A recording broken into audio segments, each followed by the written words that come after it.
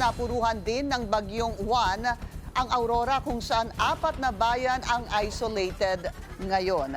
Naitala naman ang mababang bilang ng mga casualty. Yan ang agenda report ni Lyja Bonzo. Hindi na raw inaasahan ng pamahalaan na tataas pa ang bilang ng casualties mula sa bagyong Uwan.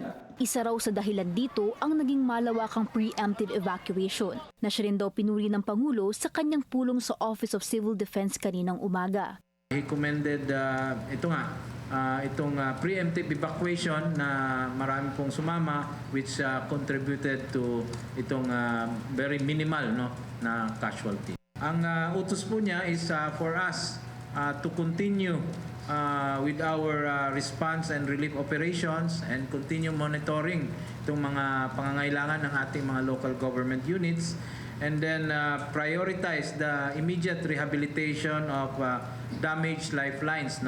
Sa ngayon, nakatutok na ang gobyerno sa extent of damage ng super typhoon sa mga komunidad. Bunsod ng landslide na dulot ng matinding hangin at pag-ulan, may 4 na munisipalidad daw sa Aurora na hindi pa rin maabutan ng tulong dahil sa mga harang sa daan. Ito ang mga munisipalidad ng Kasiguran, Dilasag, Dinalungan at Dipakulaw. Bilang tugon, nagkaroon na ng mabilisang clearing operations ang DPWH. Nagkaroon din ng on-ground assessment ang ahensya ngayong araw sa mga bahaing lugar sa Metro Manila, partikular sa Navotas Coastal Dike. Ayon sa gobyerno, nakapagbigay na raw sila ng 6.4 million peso worth of assistance. Kasama na rito ang tulong mula sa DSWD. Ang mga ahensya naman ng AFP, BFP, PCG at PNP mananatili raw sa full alert para rumisponde sa mga lugar na mangangailangan ng tulong.